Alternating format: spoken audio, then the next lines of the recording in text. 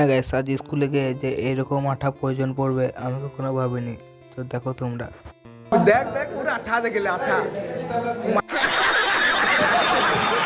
হ্যাঁ গাইস, তো আজ নিলাম তোমাদের জন্য একটা চকচকে ধকচকে মিনি ব্লগ নিয়ে।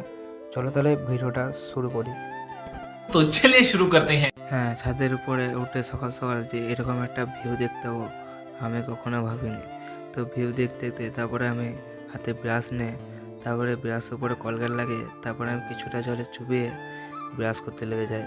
ব্রাশ করতে করতে তারপর আমি এদিকে একটু তাকিয়ে দেখি ঠান্ডায় দেখি ছানাগালা কাঁপতে শুরু করে দেয়। তারপর বাড়ি আসার পর আমার আজ ছিল টিউশনি এবং স্কুল, তাই আমি রেডি হয়ে পুরোপুরি আমি বেরিয়ে পড়লাম। হ্যাঁ, যাওয়ার জন্য আমি হেলিকপ্টারকে বার করে নিয়েছি।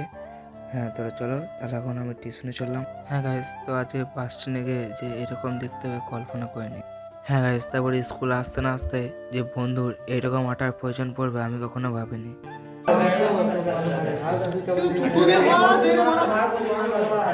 तब पढ़ाई लिखाई में ध्यान लगाओ, आईएएस बनो और देश को संभालो।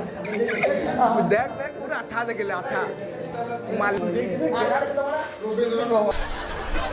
लेकिन यार यहाँ में पिघल गया। হ্যাঁ গাইস, তারপর বাড়ি আসতে আসতে আমার হেলিকপ্টারের পেট্রোলটা শেষ হয়ে যায়। হ্যাঁ গাইস, তারপর পেট্রোলটা ভরে আমি কিছুক্ষণ ওয়েট করে তারপরে আমি হেলিকপ্টারটা স্টার্ট দিয়ে তারপর আমি এরকম করতে করতে ব্লগটা শেষ করি।